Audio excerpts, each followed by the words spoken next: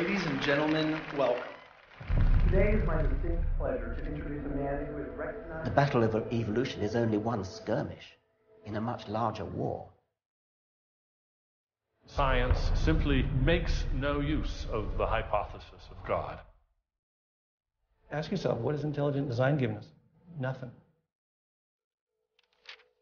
We cannot accept intelligent design as an alternative scientific theory. They will never accept that we have a better argument. They just pester us and they waste our time. Variety of topics ranging from economics to civil rights to how to ruin your life in 10 easy steps. Today, Ben is speaking on the topic that has become increasingly important to him over recent years. While Ben has always been an ardent supporter of science, lately he has noticed an alarming trend in the scientific establishment that could have dire consequences for every American. Without further ado, please join me in giving a warm welcome for Mr. Ben Stein. Thank you. Thank you very much. Thank you very, very much. Thank you. Thank you very much, everybody. Thank you very much, gangsters. Thank you very, very much. Freedom is the essence of America. We're talking about freedom of speech, freedom of assembly, freedom from fear, freedom of religion. Martin Luther King said, America is essentially a dream, and he said it is a dream of freedom and equality, and freedom is the way to equality. And America simply would not be America without freedom. In every turning point in our history, the decision has always been about freedom. Freedom is what makes this country great. Freedom has allowed us to create, to explore, to overcome every challenge we have faced as a nation. But imagine if these freedoms were taken away. Where would we be? What would we lose? Well, unfortunately, I no longer need to imagine. It's happening. We are losing our freedom in one of the most important sectors of society, science. I have always assumed that scientists were free to ask any question, to pursue any line of inquiry without fear of reprisal. But recently, I've been alarmed to discover that this is not the case. It all began when I met evolutionary biologist Richard Sternberg in Washington, D.C. His life was nearly ruined when he strayed from the party line while serving as editor of a scientific journal affiliated with the prestigious Smithsonian Museum of Natural History. Your office was over there? That's correct. This here is the West Wing. Directly ahead of us is the West Wing of the Natural History Museum. So now you're not there anymore because you're a bad boy. No, I'm not. No, I was exiled. You're a bad boy. You questioned the powers that be. What was Dr. Sternberg's crime? He dared to publish an article by Dr. Stephen Meyer, one of the leading lights of the intelligent design movement. The paper ignited a firestorm of controversy merely because it suggested intelligent design might be able to explain how life began.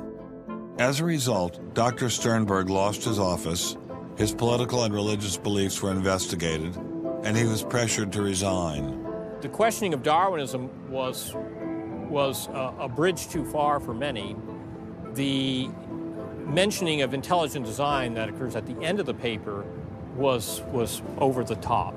And I think the intelligent design proponents have raised a number of very important questions. And you wanted to get those questions brought up and discussed. Placed on the table. Placed on the table. People were so upset about it. They were so upset that you could see they had a physical, emotional reaction. Wow. They were saying that Stephen C. Meyer is a well-known Christian, that Stephen C. Meyer is an intelligent design proponent, that Stephen C. Meyer is a Republican. It was all couched in terms of religion, politics, and sociology. The way the chair of the department put it is that I was viewed as an intellectual terrorist. Terrorist? Because of giving the topic of intelligent design some modicum of credibility. What happened to Dr. Sternberg was terrible, but surely it was just an isolated case.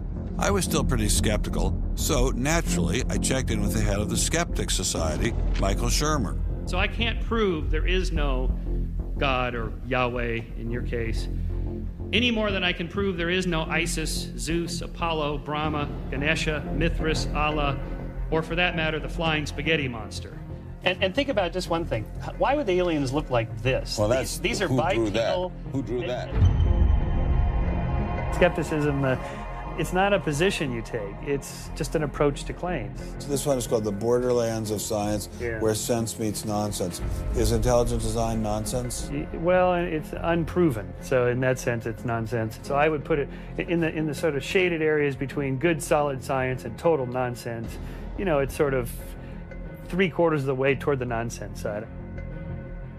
But you think, nevertheless, people should be allowed to speak about it and publish papers about it? They are free to write and publish and be heard in public forums and go to conferences just like everybody else does. Well, what if a person published something, say at the Smithsonian, in favor of intelligent design and then lost his job over it? And it had been peer-reviewed, and published, and then he lost his job over it anyway. What would happen? What do you think about that situation? I think that particular situation, there was something else going on. What was going on? I don't know. I mean, I don't know, because I don't know, but I think there had to be something. People don't get fired over something like that. You roll up your sleeves, you get to work, you do the research, you get your grants, you get your data, you publish, and you work your butt off, and that's how you get your theories taught. Well, but wait a minute. What if you try and roll up your sleeves and go to work and work your butt off, and they say, well, we're going to fire you if you even mention the word intelligent design? I don't think that's happening. Where is that happening? George Mason University. Throughout its 50-year history, our mission has remained clear: to prepare a diverse population of students to think and to grow in a climate of unbridled academic freedom. After Dr. Caroline Crocker simply mentioned intelligent design in her cell biology class at George Mason University, her promising academic career came to an abrupt end. My supervisor invited me into his office. He said, "I'm going to have to discipline you for teaching creationism." And I said, I mentioned intelligent design on a couple of slides, but I did not teach creationism.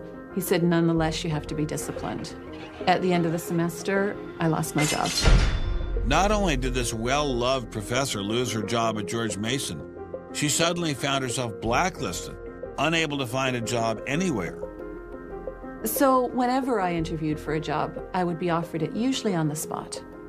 Since this has happened, and since people can Google my name, I'm finding that when I send my credentials, I do get interviews. I get many interviews, but I never get offered a job. I don't tell them about my science sin. I was only trying to teach what the university stands for, which is academic freedom. There's nothing to be learned in neurosurgery by assuming an accidental origin for the parts of the brain that we work on. It wasn't just biologists who were feeling the Darwinist wrath. When neurosurgeon Michael Egnor wrote an essay to high school students saying doctors didn't need to study evolution in order to practice medicine, the Darwinists were quick to try and exterminate this new threat. A lot of people on a lot of blogs called me unprintable names that were printed. There are a lot of very, very nasty comments. Other people suggested that people call the university I work at and suggested perhaps it's time for me to retire. I realized when I kind of went public with my doubts about the adequacy of Darwin's theory that I would encounter criticism. What has amazed me is the viciousness and the sort of baseness of it. I'm an old guy. I have tenure. I'm academically safe. But the young people and what is happening to them in America right now because of this scientism gulag is really terrible. Apparently, Professor Marks was not as safe as he thought. A few months after this interview, Baylor University shut down his research website and forced him to return grant money once they discovered a link between his work and intelligent design. In order to attract grants, you have to market yourself. So you put up sites and call yourself labs and groups and things like that in order to get visibility. And in my entire experience in academia, I never went to any superior and asked them any permission to put up any of these labs. So the fact that this was singled out, let alone shut down, is jaw-dropping. It's astonishing. I have never been treated like this in my about 30 years in academia. Shut up, you freak! I say shut up! It's a man! If you peel back the onion, I think that there is no doubt that the center of this is my work in what some would call intelligent design. People really get emotional about this. Whenever you say intelligent design in a room of academics, them's fighting words. Creationists. Astronomer Guillermo Gonzalez found himself in a fierce shootout with Iowa State University following the publication of his book, arguing that the universe is intelligently designed. Despite a stellar research record that has led to the discovery of several planets, his application for tenure was denied, putting his career in jeopardy. I worried about my tenure a little bit in 2005 when the petition was being circulated because I viewed that as a strategy of Hector Avalos and his associates to try to poison the atmosphere on campus against me because he knew I wasn't tenured yet and I was very vulnerable. I have little doubt that I would have tenure now if I hadn't done any professional work on intelligent design. Dr. Gonzalez had this advice for scientists who might be thinking about following his example. If they value their careers, they should keep quiet about their intelligent design views. We know there are times and places to be quiet, and other times and places when we can make noise if we want to. Will you show us? Of course. Boys and girls, how would you like to show some of the ways we know of being quiet? It's the kind of thing where you just learn to keep your mouth shut. In addition to those scientists who were willing to appear on camera, we encountered many more who didn't dare show their face for fear of losing their jobs. You use an intelligent design perspective to get the research done, but you're not allowed to talk about it in public. And so there is definitely incentive, if you think about it, for people to remain within the mainstream. You know, what's he up to? What is he thinking? Is he one of them? That kind of thing. If I write intelligent design, they hear creationism. They hear religious right. They hear theocracy. So it appears Mr. Shermer, the self-styled skeptic, was wrong on this one. Intelligent design was being suppressed in a systematic and ruthless fashion. But maybe intelligent design should be suppressed. I didn't like what was happening to these scientists, but on the other hand, we don't want our kids being taught that the Earth is flat or that the Holocaust never happened. It was time to ask the scientific establishment, what was so bad about intelligent design? Intelligent design people are not genuine scientists. Intelligent design is a racket. It's just propaganda. The only intelligent thing about it is to have got people to call it that. It's really very stupid as well. Huh? Everybody knows science education in America is appalling. What we don't need at this time is intelligent design in the classrooms. To present intelligent design stunts their educational growth. It stunts their intellectual growth. But what I don't understand is how these animals could have been on Earth millions of years before man. And the Bible says the whole Earth was created in only 6 days. It wasn't just the educational aspects of intelligent design that had scientists concerned. Many suspected the movement masked a much larger agenda. Intelligent design is a set of excuses to squeeze creationism into the classrooms. Get intelligent design in the schools today, and we can have school prayers tomorrow. Any other complaints? Can you imagine anything more boring? The boredom attached to ID is supreme. It is so boring that I can't even bother to think about it much anymore. It's just utterly boring. Love is in the air, everywhere I look around. Love is in the air, every sight and every sound. Love was in the air, all right, but none of it was directed toward intelligent design.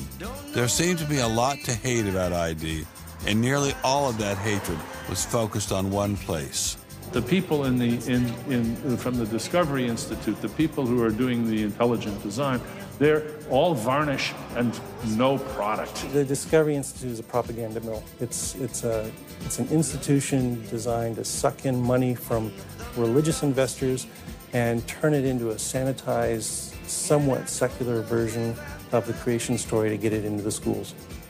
If they have a way of understanding nature that's superior to the one that we all are making lots of discoveries using, great. Bring it on. We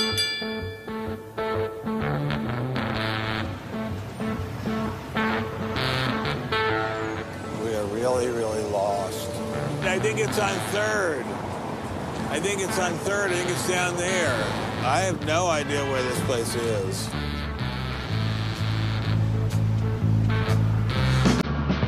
I guess I'll just keep walking.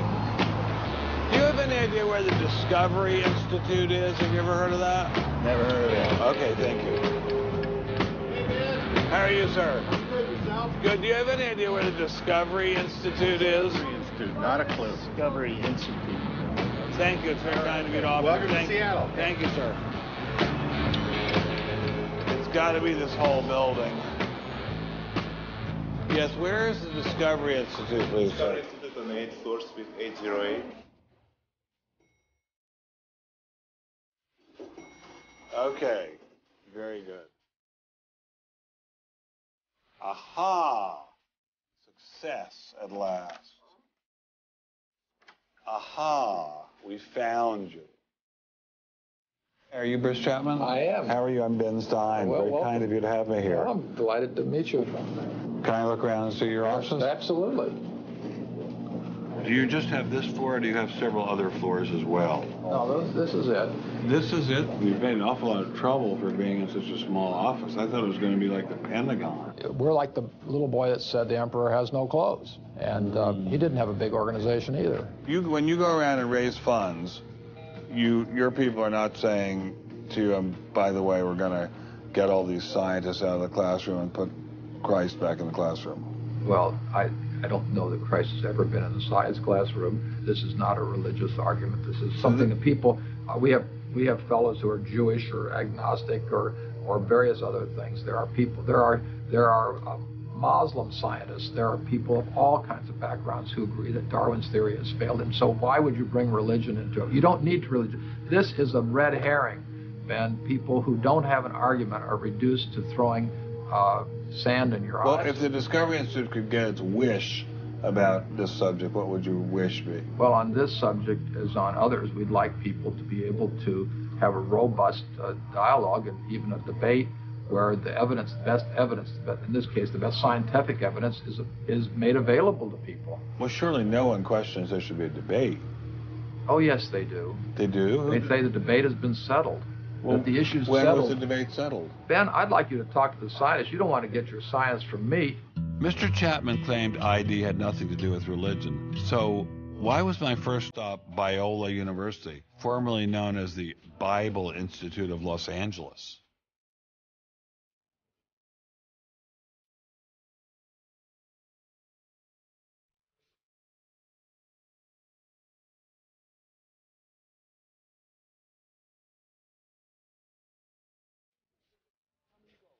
Theory will be a footnote in the history of science, and the inference that Stonehenge was caused by intelligence will be the case. These inferences are remarkably stable in terms of all the knowledge that we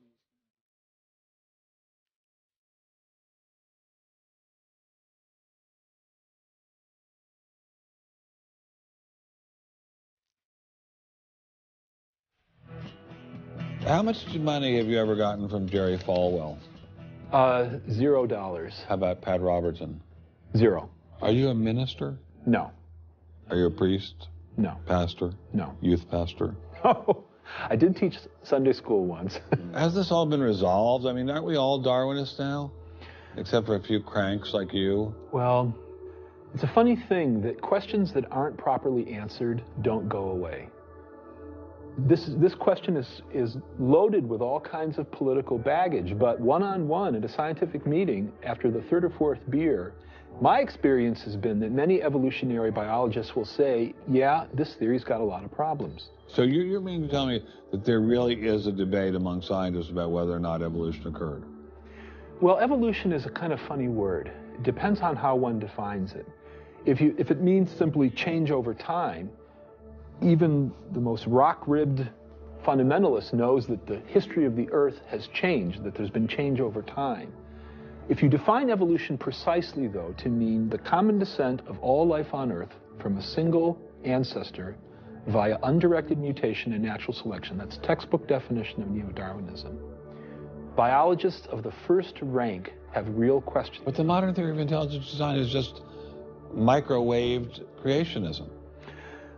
I don't think that's the case. Creationism, properly understood, begins with the Bible and says, how can I fit the Bible into the data of science? Intelligent design doesn't do that.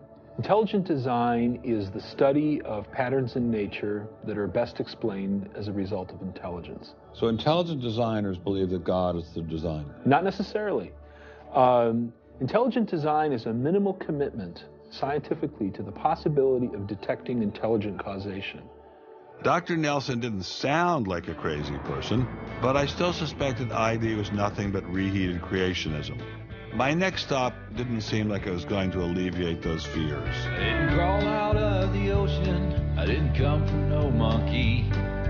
Science tends to forget evolution's just a theory. They present it in the textbooks and on animal TV. Like it's back, but tell me, were you there 12 million BC? Evolution is from an intelligent design perspective, is perfectly acceptable if the sense is that how did the design get implemented? The issue is there real design there, and are these material mechanisms like natural selection, are these adequate to account for everything we see in biology? And our argument is no, it's not. But Darwin produced all this evidence from his travels and his studies at the Galapagos that evolution explained things. If you look at the history of science, people often have a good idea and then they decide just to run with it. And they say, we're going to apply this everywhere. And so Darwin takes his idea of natural selection and says, I'm going to explain all of life with it. I mean, physics used to be Newtonian physics. Newton was physics. And then you got to look to Einstein, general relativity. It's not, Newton isn't enough. Well, I think likewise what we're finding with Darwin is that he had some valid insights, but it's not the whole picture. Okay, Darwinism may not be the complete picture, but what made these guys think they had the missing pieces? I put this question to Dr. Stephen Meyer, author of the paper that originally got Dr. Sternberg in so much trouble. It's hard to believe that this little town is the headquarters of giant Microsoft, which enabled Mr. Gates to become fantastically rich. Maybe that's what Steve Meyer's doing here. Maybe this is somehow going to make him fantastically rich. We'll pin him down like a butterfly on a butterfly board. A butterfly on a killing board. Coffee shop straight ahead. Newton is buried in the geniuses corner at Westminster Abbey, right? That's correct, yeah. Darwin is also buried in Westminster Abbey. Right, and so is Darwin. Right near each other, right? And you're here in Redmond in a little building without a sign. Right? And you're obviously an incredibly smart guy, but how dare you challenge someone who's buried in the geniuses corner next to Newton at Westminster Abbey? Well, it may seem a little cheeky, but it's what scientists are supposed to do. When I was in Cambridge, one of my supervisors often advised us to beware the sound of one hand clapping, which was a way of saying if there's an argument on one side, there's bound to be an argument on the other. And what I found in studying the structure of the argument in The Origin of Species is that for every evidence-based argument for one of Darwin's two key propositions, there is an evidence-based counter-argument. Well, but is it a debate? I mean, there's just you and a couple of other guys in a dinky little office downtown, say on one side, and there's the faculties of all the great universities of the world on the other side. Speaking with a great uniform and authoritative voice. Right. Yeah. Well, in any case, the debate really isn't going to be settled by numbers. It's going to be settled by the evidence and the arguments. While I was still in Bill Gates country, Dr. Meyer recommended I check in with molecular biologist Jonathan Wells. What kind of names do they call you? Creationist. What do you say back to them when they say you're a creationist? Well, I usually don't get the opportunity. What's at stake for you personally here? First of all, I love science. I think the way Darwinism corrupts the evidence, distorts the evidence, is bad for science. Well, the other scientists would tell you to just shut up if you love science, okay? Because you're sort of being a bomb thrower into science. I am upsetting the apple cart, and I think it deserves to be upset in this case. Why? Because the evidence is being distorted to prop up a theory that I think doesn't fit it. Was Darwinism really that bad? Perhaps a change of scenery would give me a fresh perspective. Quand je t'ai vu au coin de la rue, tout est vide, j'ai cru que tous les deux, sous le ciel bleu, nous serions très heureux.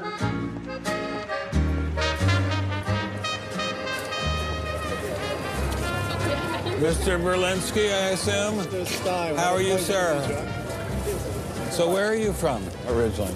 I was born in New York. Yes. Spent 31 years in Manhattan. Yes. And I spent a lot of time in California, too. And tell me all the various universities where you studied or taught. No, I was at Princeton, and I had a professorship at Stanford, and then I left Stanford, and I taught at Rutgers. I left Rutgers, and I taught at the City College in New York. I left the City College of New York. I taught at the Baruch College. I taught at San Jose. What did you teach at Baruch College? Anything they wanted. Come on in. Thank you, monsieur. What an old building. Wow. It's the oldest in Paris. You're kidding. Merci, monsieur. Ah, je vous en prie, monsieur. Merci. Wow, this is fabulous. Let's put it this way. Before you can ask, is Darwinian theory correct or not, you have to ask the preliminary question, is it clear enough so that it could be correct? That's a very different question. One of my prevailing doctrines about Darwinian theory is, man, that thing is just a mess. It's like looking into a room full of smoke. Nothing in the theory is precisely, clearly, carefully defined or delineated.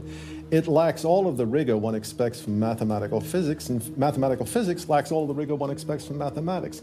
So we're talking about a gradual descent down the level of intelligibility until we reach evolutionary biology. We don't even know what a species is, for heaven's sakes. So his theory is smoke, but elegant smoke. There's a certain elegance to it, but, you know, I think Einstein had the appropriate remark. He preferred to leave elegance to his tailor. A room full of smoke? That certainly wasn't what I was hearing from prominent Darwinists like Richard Dawkins. Evolution is a fact. It's a fact which is established as securely as essentially any other fact that we have in science.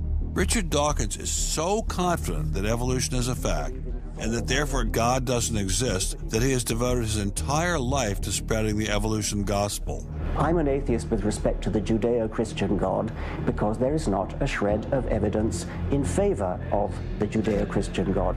It is completely right to say that since the evidence for evolution is so absolutely, totally overwhelming, nobody who looks at it could possibly doubt that if they were sane and not stupid. So the only remaining possibility is that they're ignorant, and most people who don't believe in evolution are indeed ignorant. But the people I spoke with weren't ignorant. They were highly credentialed scientists. So there had to be something else going on here. So you think the whole theory of evolution is false, or just certain parts of it? Well, again, evolution is a slippery word. I would say minor changes within species happen.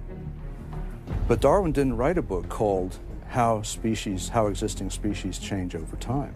He wrote a book called The Origin of Species.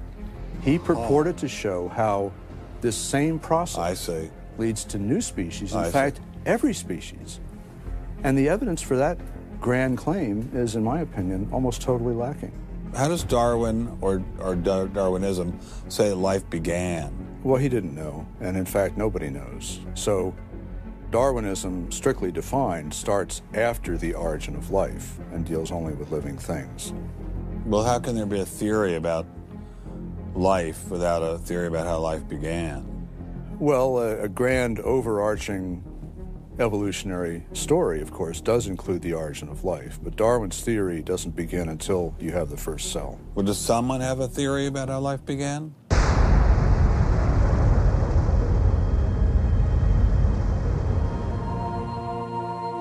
This is the story of a small planet in space called Earth. For a typical Darwinian explanation of how life originated, Dr. Wells directed me toward this documentary. The chemical elements essential for life, hydrogen, oxygen, carbon, and nitrogen, were now in place. What was needed was a way of combining them. Perhaps the energy came from lightning. Whatever it was. Excuse me? Whatever it was, energy managed to arrange these chemical ingredients in just the right way. Whatever it was? I was hoping for something a little more scientific. The most popular idea has been that life emerged spontaneously from primordial soup.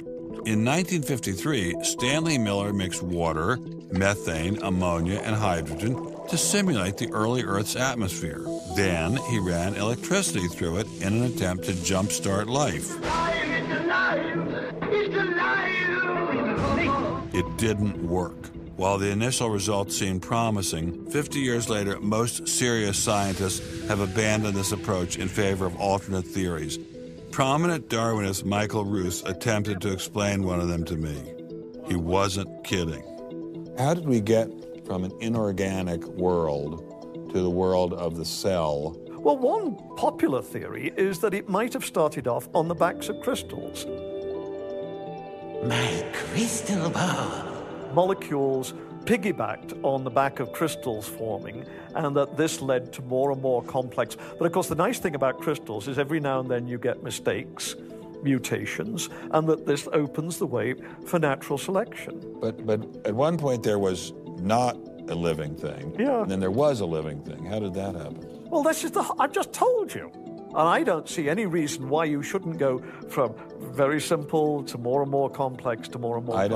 I don't either, but I don't know how you get from mud to a living cell. That's my question. Yes, well, I've told you. I think it was on the try back one of more crystals. time. On the backs of crystals. On the backs of crystals is at least one hypothesis, yes. So that's your theory, and you think that is more likely and less far-fetched than intelligent design? I think it is. I wouldn't put Ben Stein's money on Dr. Ruse's joyriding crystals, but it did make me wonder, what were the chances of life arising on its own? It's been speculated that probably there would have to be a minimum of about 250 proteins to provide minimal life function. If that's really true, then I think it's almost inconceivable that life could have happened in some simple step-by-step way. Okay, so the simplest form of life requires at least 250 proteins to function. What's so difficult about that? Welcome to the Casino of Life. Who wants to spin for a chance to win? Oh, sure. I'll give it a shot. What do I win? Take a look at this. Huh? How about the world's first single-cell organism? This perfectly aligned string of proteins could be yours. Now, take a spin.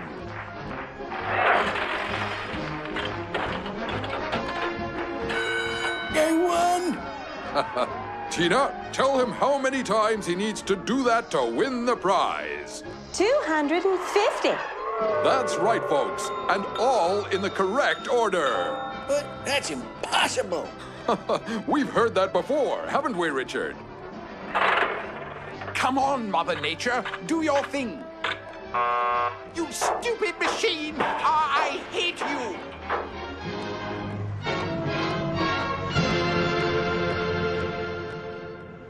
We're talking about something that's staggeringly improbable, roughly 1 in a trillion, trillion, trillion, trillion, trillion, trillion. Let all of life choose a million, a trillion, a trillion, trillion. The number is essentially zero. Something has to skew nature to choose the ones that work. So, in the game of life, it looks as if the house always wins. Luckily, some serious scientific minds have figured out a way to beat the odds. Directed panspermia. When faced with the overwhelming problem of the origin of life, Nobel Prize winner Francis Crick proposed this theory, that life was seeded on Earth, which basically means aliens did it. Crystals? Aliens? I thought we were talking about science, not science fiction. We don't know what caused life to arise. Did it arise by a purely undirected process? Or did it arise by some kind of intelligent guidance or design? And the rules of science are being applied to actually foreclose one of the two possible answers to that very fundamental and basic and important question. So the rules of science say we will consider any possibility except one that is guided. Exactly. No matter how life began, on the backs of crystals or in the test tube of some intelligent designer, everyone agrees it started with a single cell. But what is a cell? Let me ask you a question. Yeah. Darwin wrote The Origin of Species in 1859, published it in 1859. He had an idea of the cell as being quite simple, correct? Yeah, everybody did. Okay. If he thought of the cell as being a Buick, what is the cell now in terms of its complexity by comparison? A galaxy. If Darwin thought a cell was, say, a mud hut, what do we now know that a cell is? More complicated than a Saturn V. So what is in a cell as far as we know now? A world that Darwin never could have imagined. I needed someone who could give me a glimpse into this world. So we went to molecular biologist Doug Axe. Think of a cell as being a nanofactory, a factory where, on a very small scale, digital instructions are being used to make the components of the factory. Here we have the famous DNA double helix. You can see the two helical strands that are intertwined and wind around each other on the outside of the molecule. This is the material that stores all of our genetic information. In higher life forms, this will be the equivalent of something like a gigabyte of information stored in the molecules that form the individual chromosomes, all packed within the nucleus, which is a tiny fraction of the entire cell size. So what does DNA do? Well, the information in DNA ends up providing the information for sequencing the amino acids to make protein. So we have information in a one-dimensional form that provides the information for a three-dimensional form.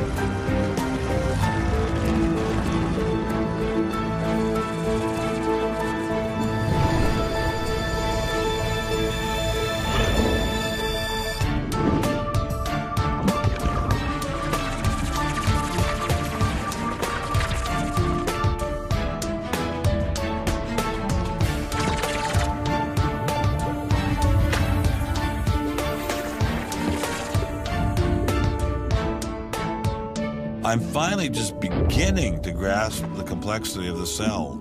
Are there systems within the cell that go well beyond Darwinian evolution? Some type of cellular technology that drives adaptation, replication, quality control, and repair? What if these new mechanisms have massive design implications? Well, I say, so be it.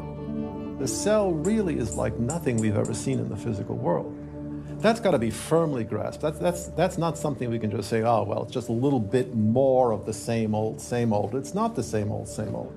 We are finding is that there's information that's in the cell that cannot be accounted for in terms of these undirected material causes. So these, it has to be. And so there's some other, so it has to be an information source. So one of the key questions faced by modern biology is, where do you get information from?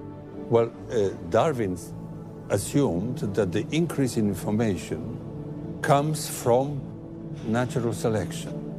But natural selection reduces genetic information, and we know this from all the genetic population studies that we have. And where does the new genetic information going to come from? Well, that's the big question. So when we find information in the DNA molecule, The most likely explanation is that it too had an intelligent source. I mean, we need engineering principles to understand these systems, okay? I mean, it's only because of our advancements in nanotechnology that we can even begin to appreciate these systems. But using intelligent design didn't seem to stop the scientists I spoke with, so why all the controversy? Suppose we find, simply as a matter of fact, that our scientific inquiries point in one direction. Which is that there's an intelligent creator. Why should we eliminate that from discussion? Streng verboten? How come? Why? Streng verboten. Very good. What does streng verboten mean? Strongly forbidden. Strongly forbidden. You've got two possible hypotheses. You've got a wall through the middle of through your brain, in effect, through your thinking. You say, well, you can't consider anything on this side of the wall. Only hypotheses on this side of the wall are permissible for consideration.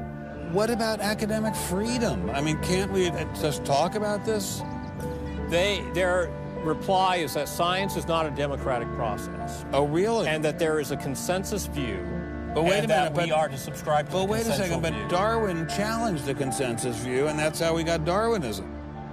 If Darwin wanted to challenge the consensus today, how would he do it? Science isn't a hobby for rich aristocrats anymore. It's a multi-billion-dollar industry. And if you want a piece of the pie, you've got to be a good comrade. Scientific ideas. How we get them to you, the people. Every idea must be inspected to ensure that it is safe. All theories must pass through a series of checkpoints. First, the Academy. Getting a controversial theory through the Academy can be dangerous. Few people know this better than Congressman Mark Souder. He uncovered a targeted campaign led by individuals within the Smithsonian and the National Center for Science Education to destroy Dr. Sternberg's credibility. If you want peer reviews, if you want to be published, if you want to go to respected institutions, the core view does not tolerate dissent. There's kind of a, this is the way it is, and anybody who's a dissenter should be squashed. Are you gonna be on my side if I let you up? Sure, Chick, sure. I'm on your side. Just let me up. I'll do anything you say. Souder isn't the only one who has witnessed the Academy's tactics. Journalist Larry Witham has seen similar behavior during his 25 years of covering the evolution controversy. Once you're thick in science, you can't question the paradigm. But if you want to get grants, if you want to be elected to high positions, if you want to get awards as a promoter of public education of science, you can't question the paradigm.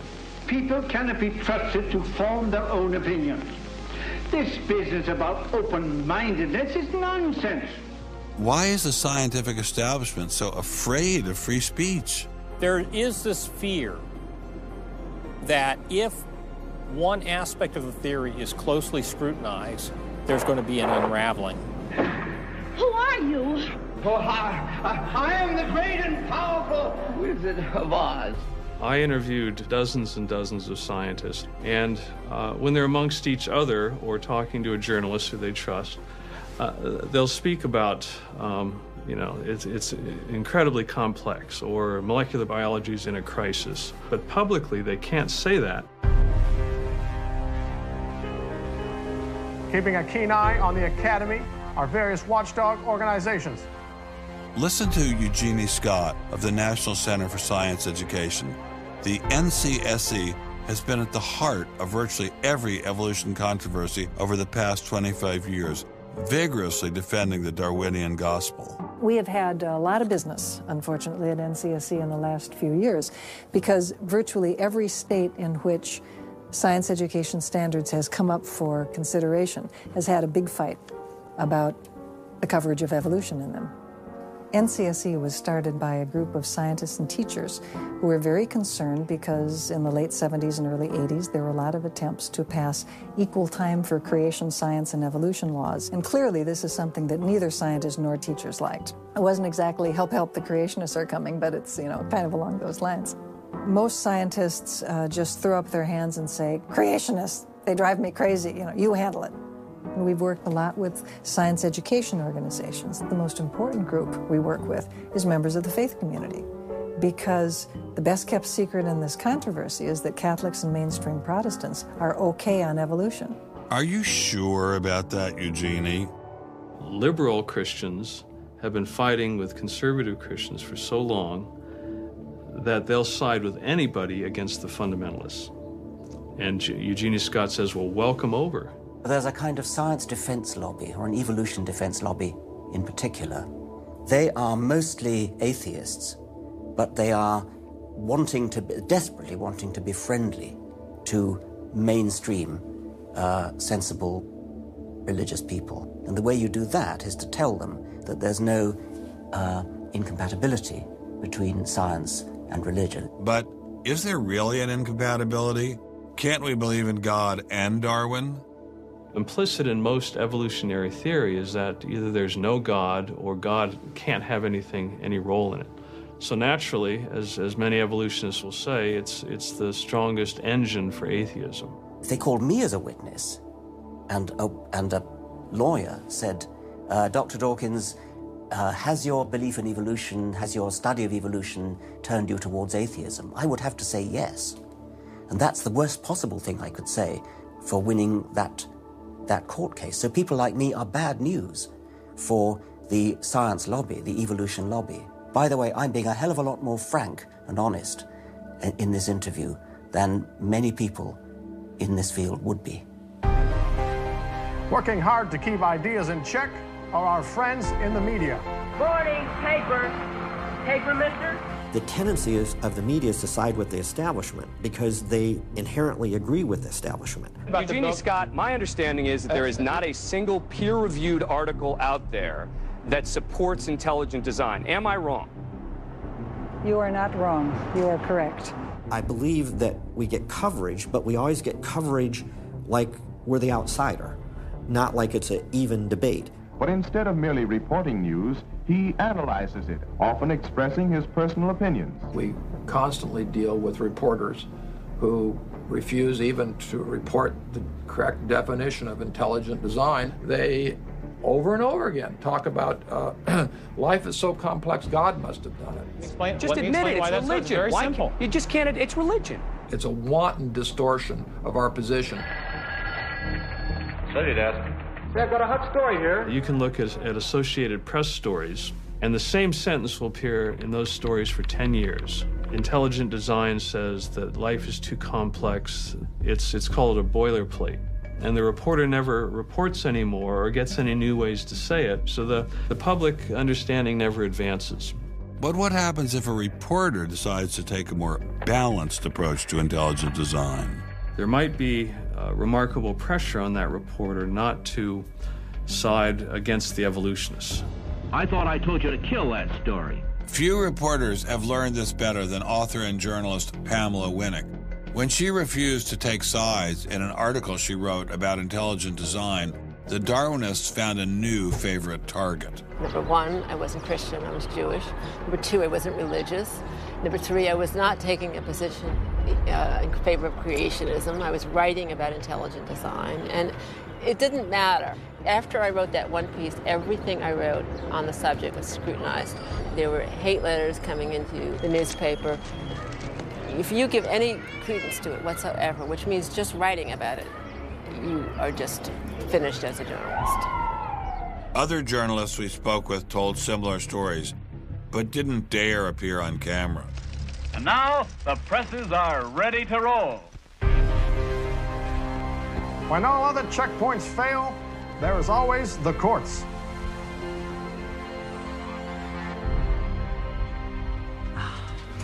We have spent an enormous amount of time trying to prove to the court what everybody already knows, that intelligent design is a particular religious belief. But I thought scientific questions were settled by the evidence, not by taking people to court and suing them. How do other countries deal with such disputes?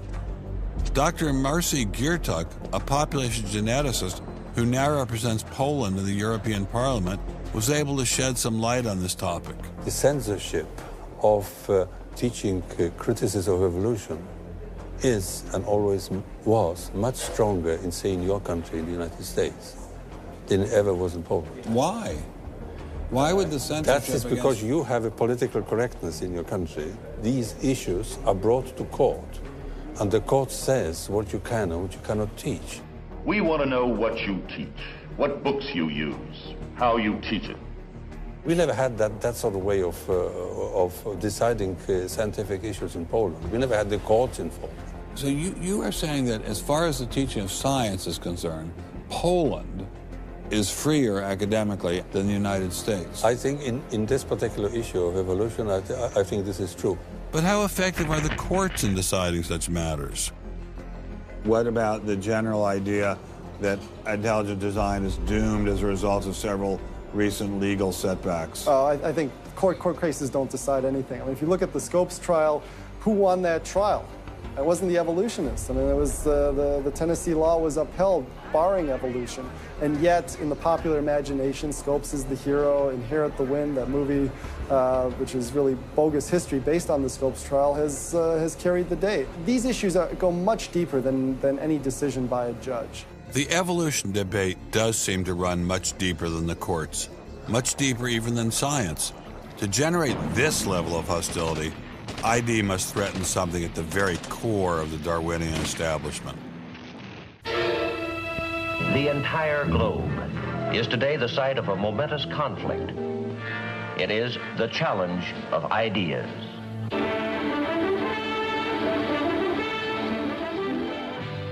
I am Edward R. Murrow. For a little while, I would like to review with you the great conflict of our times, one which demands and must get the attention and the involvement of each one of us. This conflict over the principles of evolution has become a religious war. It really is no longer about scientific investigation. It is total competition with an antagonist who is putting into it everything within his capability. The situation has reached a point where many of evolution's top apologists have switched from defending Darwinism to attacking religion in what they see as a bid to stamp out intelligent design at the source. Richard Dawkins is the best example of this. His recent book, The God Delusion, has sold over 1 million copies worldwide. The God Delusion is my long-expected, long-worked-on, full-frontal attack on religion. To me, science is about trying to explain existence, and religion is about trying to explain existence. It's just that religion gets the wrong answer. But is Dawkins correct? Are science and religion really at war? For an appraisal of this continuing and protracted conflict, we can go to a reporter who has watched the growing conflict with the perception of a trained military observer. Oxford professor Alistair McGrath, author of The Dawkins Delusion, seemed like the ideal person to answer my question. Richard Dawkins has a charming and very, I think, interesting view of the relationship between science and religion. They're at war with each other, and in the end, one's got to win, and it's going to be science. It's a very naive view. It's based on a complete historical misrepresentation of the way science and religion have interacted. Dawkins seems to think that a scientific description is an anti-religious argument. Describing how something happens scientifically somehow explains it away. It doesn't. But the questions of purpose, intentionality, the question why, still remain there on the table. And I think it was just a catastrophic mistake to have someone like Dawkins address himself to profound issues of theology, the existence of God, the nature of life. He hasn't committed himself to disciplined study in any relevant area of inquiry. He's a crummy philosopher. He doesn't have the rudimentary skills to meticulously assess his own arguments. Genius guy, though. Very smart guy. A little bit of a reptile, but a very smart guy. The opposing point of view in this conflict rests on a fundamentally different vision of man. If you have two distinguished scientists, and in fact you can range many more on each side, as you know, saying exactly opposite things, that's telling me that the conflict is not between science and belief in God. Otherwise, you'd expect all scientists to be atheists. But it's a worldview conflict. It's between scientists who have different worldviews. You've got two competing explanations of the evidence. One says design, one says undirected processes. Both of them have larger philosophical or religious or anti-religious implications. So you can't say that one of those two theories is scientific and the other is unscientific simply because they have implications. Both have implications. People who tell you, for example, that science tells you all you need to know about the world, or that science tells you that religion is all wrong, or science tells you there is no God, those people aren't telling you scientific things. They are saying metaphysical things, and they have to defend their positions for metaphysical reasons. What is being presented to the public is, first comes the science, and then comes the worldview. I would want to argue that that may not be the case, that it may actually be the other way around, that the worldview comes first and is influencing the interpretation of science. My deep regret is some people are so deeply entrenched in their own worldviews that they will simply not countenance alternatives. I'm actually a person of the left, and not even a particularly religious person. I think of myself as kind of humanist. And I think it's sending a very bad message to religious people who are interested in science, that in some sense, in order to do science credibly, they have to leave their religious beliefs at the door. The founders of early modern science, Sir Isaac Newton, Robert Boyle, Johannes Kepler, Galileo, most of these early scientists all not only believed in God, but they thought their belief in God actually made it easier to do science. You can be religiously motivated and you can do good science. And they have more often gone together than not gone together. Admitting our biases is the best way towards rational discussion, which I would welcome. Rational debate is a nice thought, but it's nearly impossible in the current climate. I'd seen the chilling effect that this unquestioning devotion to Darwinism has had on science, but were there other consequences? No gods, no life after death, no ultimate foundation for ethics, no ultimate meaning in life, and no human free will are all deeply connected to an evolutionary perspective. You're here today and you're gone tomorrow, and that's all there is to it. Dr. Will Provine, professor of the history of biology at Cornell University, gave us another disturbing glimpse into where Darwinism can lead. Oh, I was a Christian, but I never heard anything about evolution because it was illegal to teach it in Tennessee. Dr. Provine's first biology professor changed all that. He started talking about evolution as if it had no design in it whatsoever. And I came up to him and I said, "You've left out the most important part." And he said, "If you feel the same way at the end of one quarter, I want you to stand up in front of the students in this class and tell them this deep lack in evolution." And I read that book so carefully, and I could find no sign of there being any design whatsoever in evolution. And I immediately began to doubt the existence of a deity. But it starts by giving up an active deity. Then it gives up the hope that there's any life after death. When you give those two up, the rest of it follows fairly easily. You give up the hope that there's an imminent morality. And finally, there's no human free will. If you believe in evolution, you can't hope for there being any free will. There's no hope whatsoever of there being any deep meaning in human life. We live, we die, and we're gone. We're absolutely gone when we die. Dr. Provine is no stranger to the prospect of death.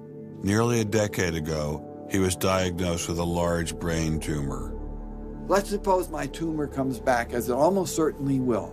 Well, I'm not going to sit around like my older brother did last year, and he was dying of ALS, Lou Gehrig's disease. He wanted desperately to die, but we couldn't help him die. I don't want to die like that.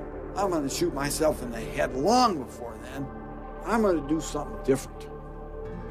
I hope these are empty words for my friend, Dr. Provine, because shortly after this interview was recorded, he learned his brain tumor had returned.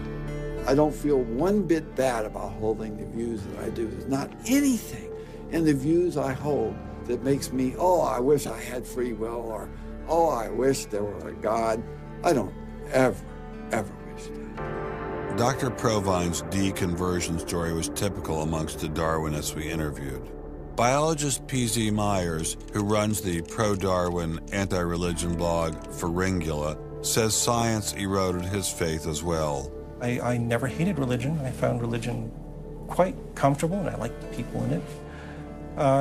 What led to the atheism was learning more about science, learning more about the natural world, and seeing these horrible conflicts with religion. And it was then, when I discovered evolution, when I discovered Darwinism, that I realized there's this magnificently elegant, stunningly elegant explanation, which I didn't quite understand to begin with. When I did understand it, then that finally killed off my remaining religious faith.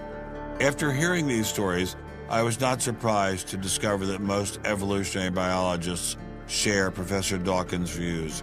It appears Darwinism does lead to atheism, despite what Eugenie Scott would have us believe.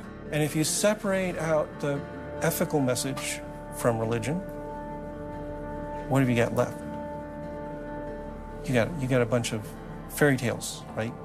I think that God is about as unlikely as fairies, angels, hobgoblins, etc. Religion, I mean, it's just fantasy, basically. It's completely empty of any explanatory content. And it's evil as well.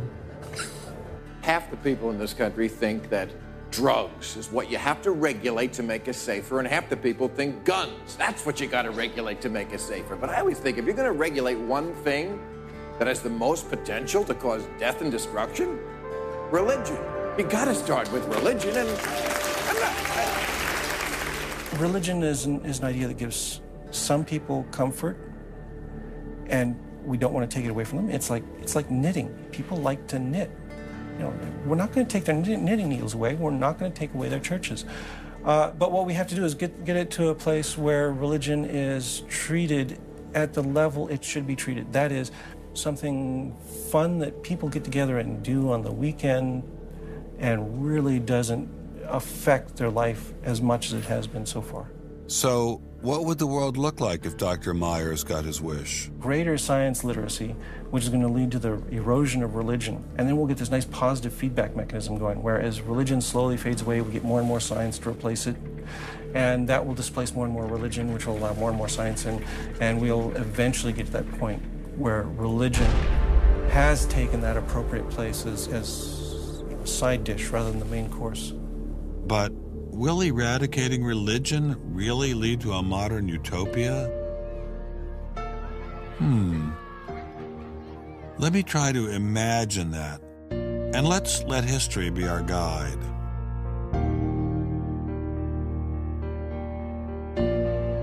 In part, I think Matthew Arnold put his hands on it when he spoke about the withdrawal of faith.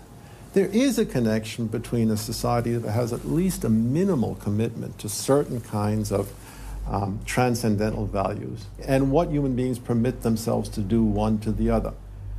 That got me thinking, what other societies have used Darwinism to trump all other authorities, including religion? As a Jew, my mind leapt to one regime in particular. The connection between Hitler and Darwin is, of course, historically a difficult connection because they were separated by a good many years. One was English, one was German. Nonetheless, if you open Mein Kampf and read it, especially if you can read it in German, the correspondence between Darwinian ideas and Nazi ideas just leaps from the page. Of course, you have to add every historical caution. Not everyone who read Darwin became a Nazi. Obviously not. No one is making that case. Darwinism is not a sufficient condition for a phenomenon like Nazism, but I think it's certainly a necessary one. This was a connection I had to explore personally.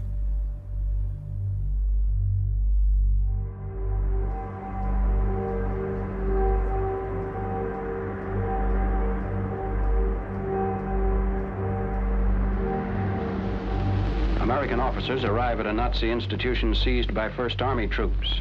Under the guise of an insane asylum, this has been the headquarters for the systematic murder.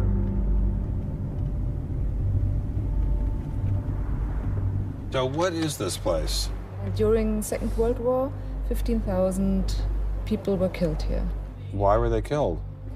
They were killed because they were people with handicaps, Why kill them? What's the point of killing them? People who were not able to work, people who were not able to live by themselves, that they were useless eaters. Useless eaters. And life unworthy of living. This idea grew up in the 20s. So long before National Socialism, biologists, anthropologists, they thought that maybe mankind could, or the government could interfere into the growth of the population. I see. And they had the utopia that they would have a society without illness and without handicap. Alles Lebensschwache geht in der Natur unfehlbar zugrunde. Wir Menschen haben gegen dieses Gesetz der natürlichen Auslese in den letzten Jahrzehnten furchtbar gesündigt. Wir haben unwertes Leben nicht nur erhalten, wir haben ihm auch Vermehrung gewährt. Die Nachkommen dieser Kranken sahen so aus, die tiefer stehen als jedes Tier. So this was a Darwinian concept? Yes. And also a Malthusian concept, very much Malthusian. Malthusian? Thomas Malthus, who said that there was a shortage of resources, English philosopher, so there was a shortage. Yes, but the Nazis, they relied on Darwin. They relied on Darwin? Yes, Darwin and German scientists. Patients were led down this hallway to Nazi doctors who decided who would live and who would die. They were accompanied by 15 nurses. Nurses, yes. Nurses, male and female nurses. So nurses were helping lead them to their doom. Yes.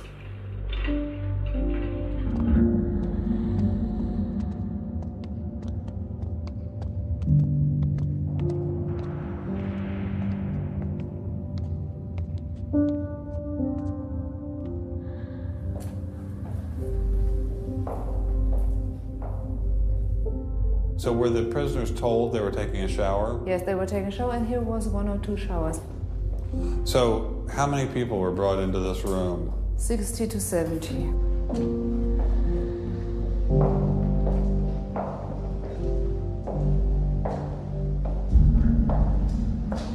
So what is this?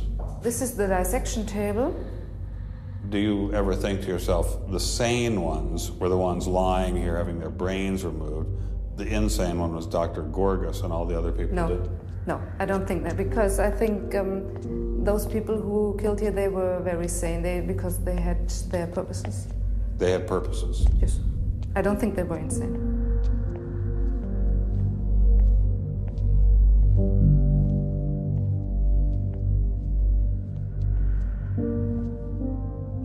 They had 2 crematory ovens. I see. And they killed about 70 people. A day. So they had. That's barely enough time. And they only killed from Monday to Friday. So. Because the people who were doing the killing needed to have the weekend off. If you met Dr. Gorgas today, what would you say to him? I don't know. I don't think that it's my role to tell him something. It's difficult to describe how it felt to walk through such a haunting place, to know that these cold stone and tile walls were the last things the victims of Hadamar ever saw. I wanted to explore this connection further, so I met with the author of From Darwin to Hitler, Dr. Richard Weikart. Hitler and many of the physicians that carried out this program were very fanatical Darwinists. And particularly, they wanted to apply Darwinism to society. Was wir uns unter der deutschen Jugend der Zukunft wünschen, ist etwas anderes, als was die Vergangenheit sich gewünscht hat. Wir müssen einen neuen Menschen, auf das unser Volk nicht an den typischen Degenerationserscheinungen dieser neuen Zeit runde geht. Many of these people in the 19-teens, 1920s, who were putting forward some of these ideas about racism were considered the leading scientists. These were Darwinists who were taken seriously by fellow academics. It's not to say that all academics believed it. These leading academics, were there any of them who were Americans? There were plenty of Americans who were saying similar kinds of things. Not only were Americans saying such things, they were pioneers in this fledgling science known as eugenics. They thought they could help evolution along by sterilizing the so-called feeble-minded and prohibiting them from getting married. Physicians who are aware of the history of 20th century American medicine harbor some bad feelings towards Darwinists because of eugenics. And eugenics, which was an attempt to breed human beings, it was the darkest chapter of American medicine ever. There were 50,000 people involuntarily sterilized because they were deemed unfit to breed, basically. Eugenics isn't just history. The spirit of the movement lives on today. Margaret Sanger was the head of Planned Parenthood. She was very fanatical in her promotion of eugenics. In fact, Planned Parenthood was all about birth control for the impoverished and lower classes to try to help improve the species.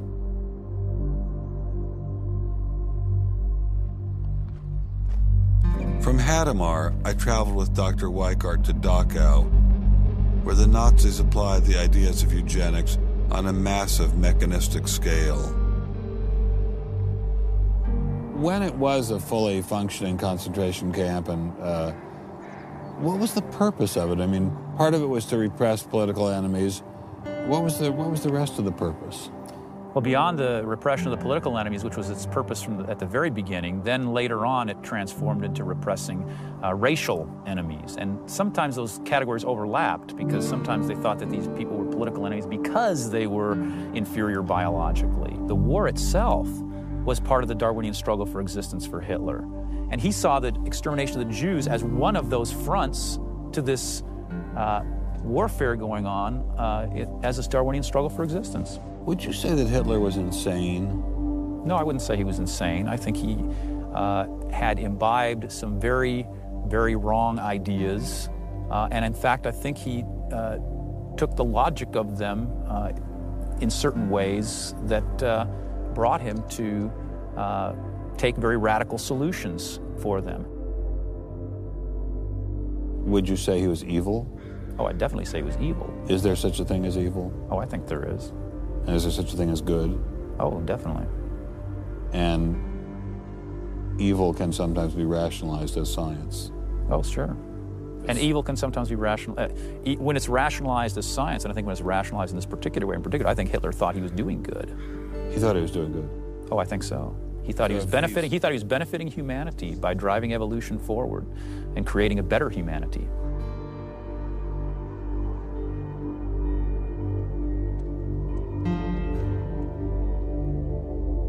Before leaving Dachau, I stopped by the memorial commemorating the thousands of Jews who were killed there in excruciating conditions.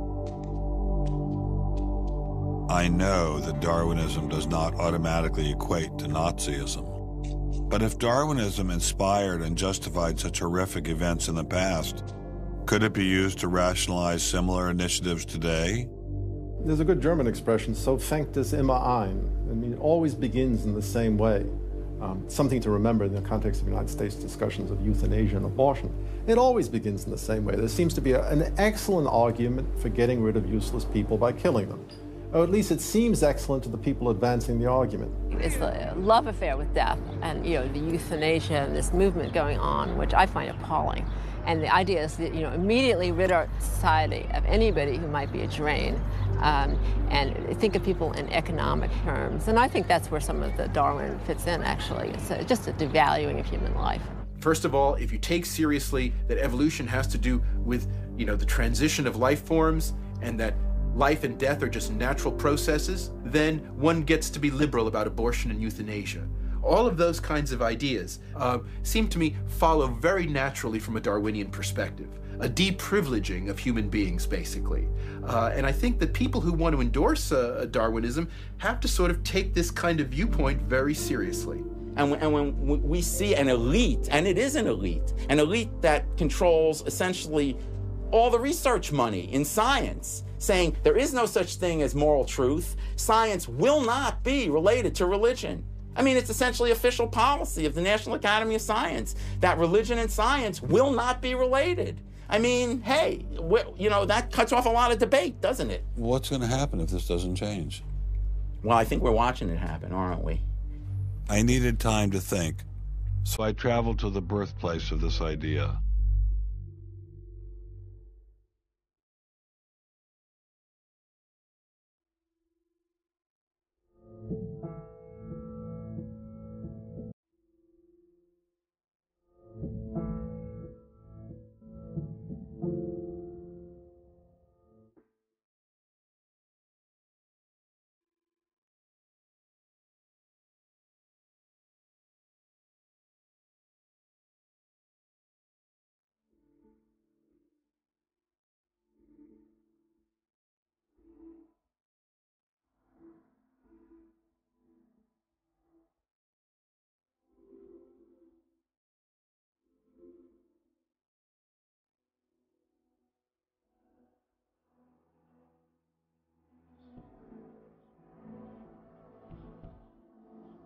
With savages, the weak in body or mind are soon eliminated.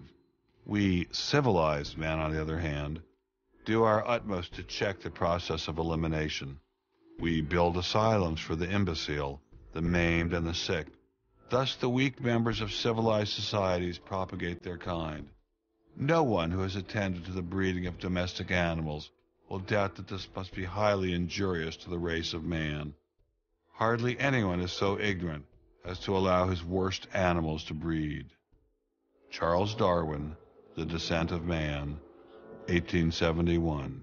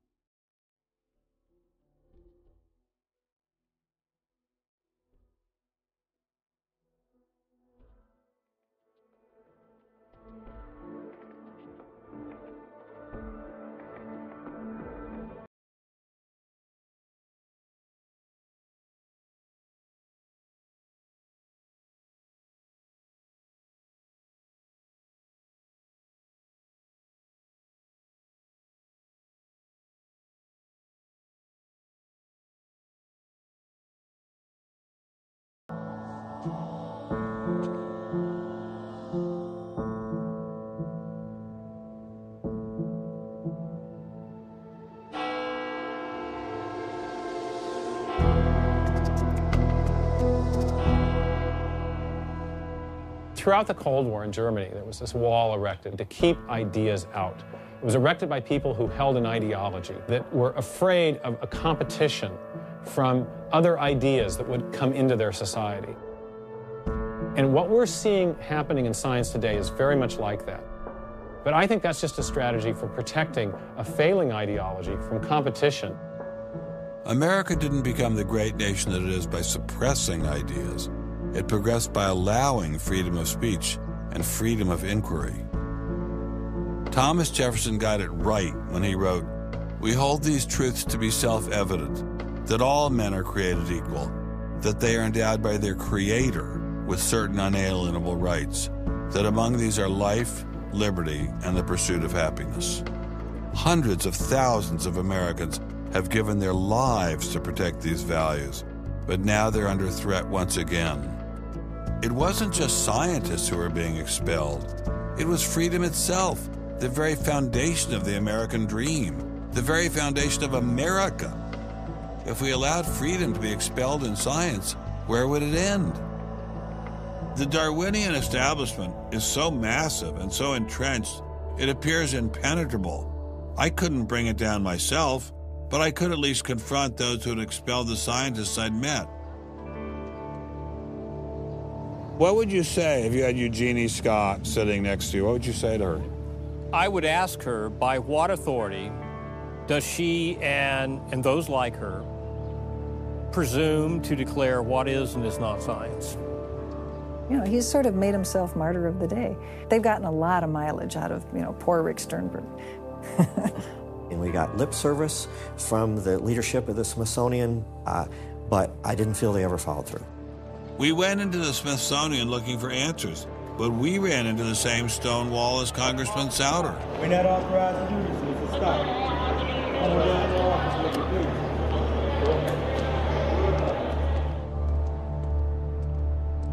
He said, nonetheless, you have to be disciplined, and I lost my job.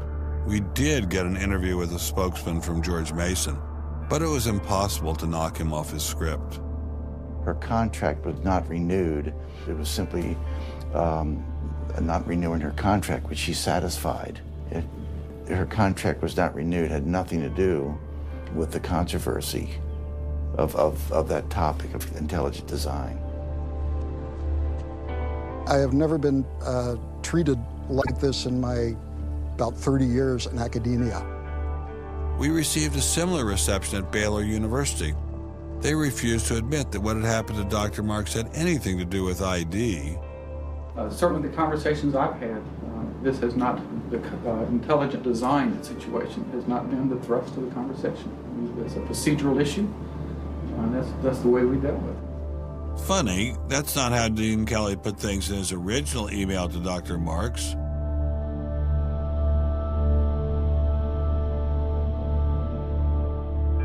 I'm not mixing my religion with my science. The questions that I ask in my intelligent design research are perfectly legitimate scientific questions. At least the top guns at Iowa State were willing to own up to their actions. What we wanted to stop is the use of the name of ISU to validate intelligent design elsewhere, and we did succeed. I really think a lot of Guillermo. He's a great guy. So, I mean, that's why I'm kind of disappointed, all right, that he should have just left this alone. So, in my opinion, should have just left it alone. Dr. Hauptmann elaborated further on his great regard for Gonzalez. This is quoting an email from you to Mr. Avalos. You say, sometimes it is just best to ignore idiots, in reference to Guillermo. And then the religious nutcases should be challenged at every opportunity. Yeah, because, for example, you... in that case, I'm thinking more of, say, the creationist crowd who claims that God put all the animals on an ark and that's it, all right? That's where all of our animals came from today. That's crazy, okay? You shouldn't be insulting even children with that kind of thing. So these are the idiots, all right? They've always been around. They've always been around. Going after the perpetrators in each of these cases wasn't getting me anywhere. So I reconnected with Dr. Berlinski and Dr. Schroeder to see if they had any advice.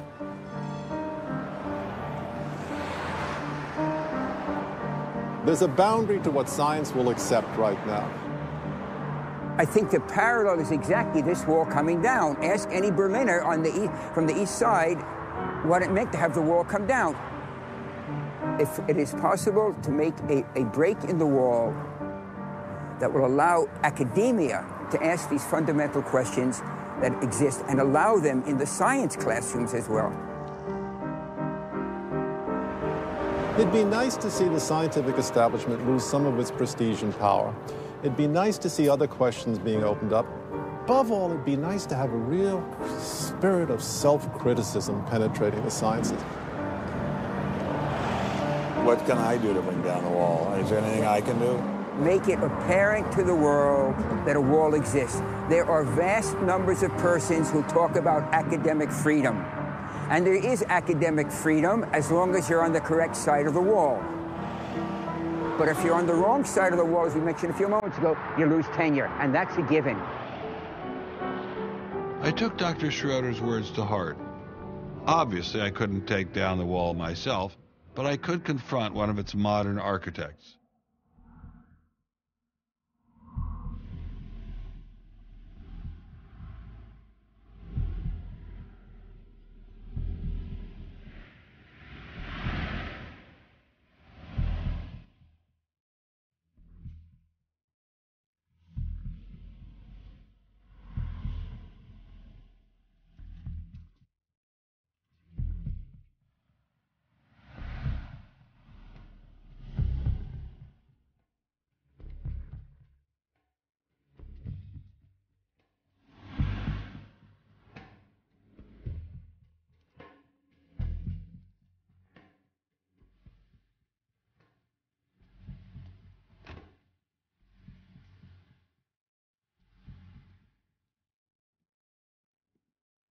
Hello, Professor Dawkins. How are you?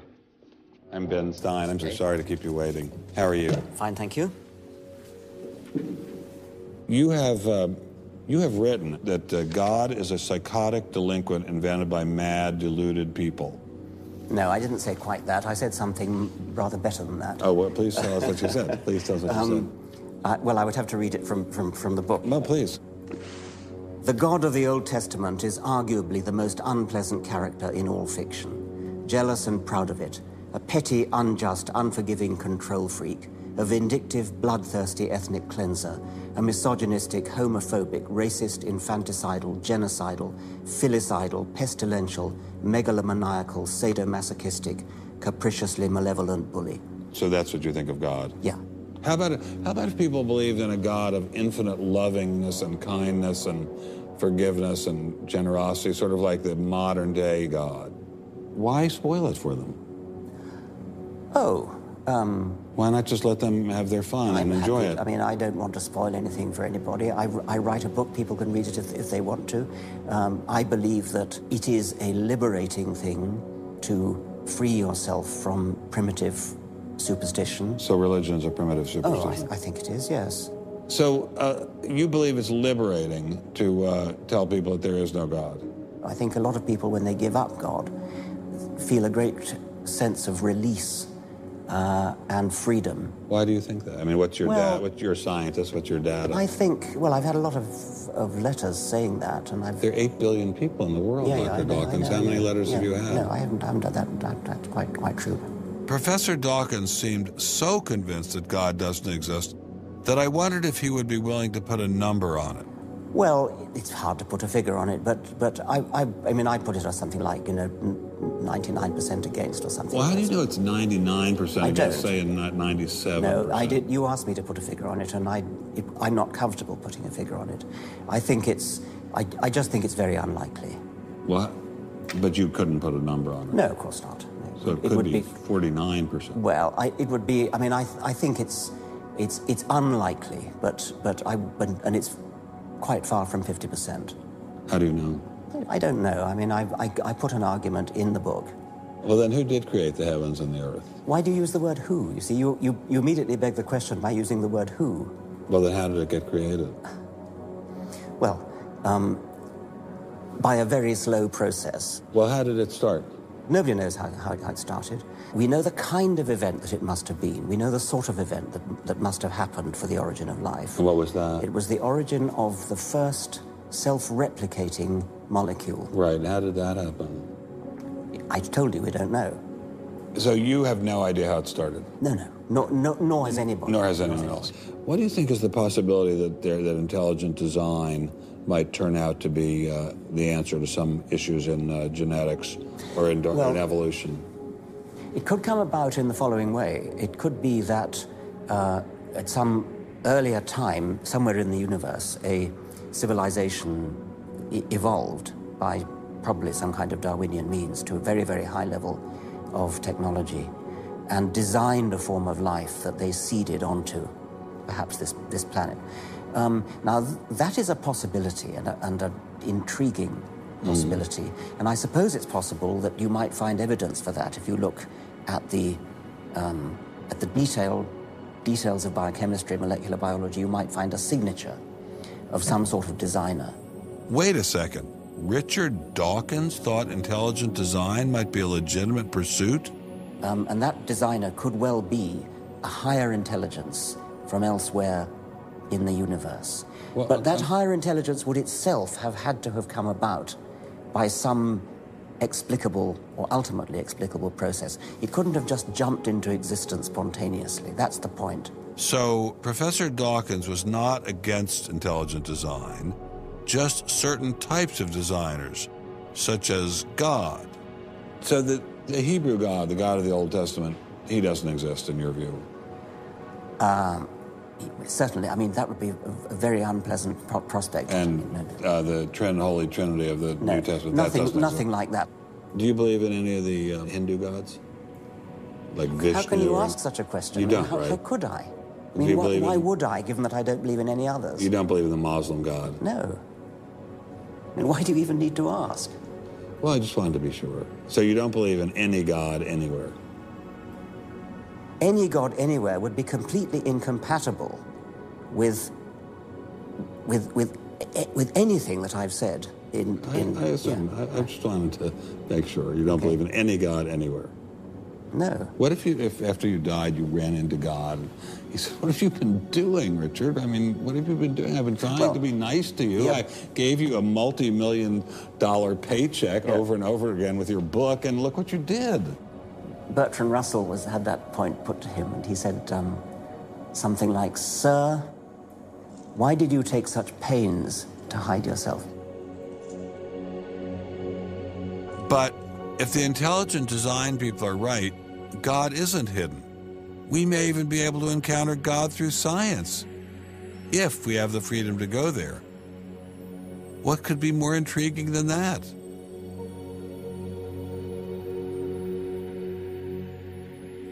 We take freedom for granted here in the United States. Freedom is what this country is all about. And a huge part of freedom is freedom of inquiry. But now, I'm sorry to say, freedom of inquiry in science is being suppressed. Behind me stands a wall that encircles the free sectors of this city, part of a vast system of barriers. There are people out there who want to keep science in a little box where it can't possibly touch a higher power, cannot possibly touch God. Those barriers cut across Germany in a gash of barbed wire, concrete, dog runs, and guard towers. If you believe in God, and you believe that there is an intrinsic order in the universe, and you believe that it's the role of science to try to pursue and understand better that order, you will be ostracized. I'm frightened by this, but I'm not going to let it stop me from investigating and from speaking. The wall cannot withstand freedom. What I'm asking for is the freedom to follow the evidence wherever it leads. My hope is that there'll be enough independent thinking scientists who don't like to be told what to think. People on both sides of the argument being prepared to talk and listen. And above all, a willingness to keep these dialogues open. It might allow a lot of very good scientists to be scientists who aren't being allowed to be scientists right now. I don't care what they end up as being. I don't care if they end up being religious, a young earth creationist. If they have thought their way through the issues and get there, I'm all for them. And why do I think we're going to win in this struggle? Because truth-crushed earth will rise again. To find out what's true has a value all of its own. If it has additional good consequences, so be it. Because no lie can live forever. And I believe that science gives us one perspective on the world, and our religious insight gives us another perspective on the world. And by putting the two together, they will see more deeply and more truly. And if we will stand up for freedom, freedom is the victor. And if we all do that, we will overcome.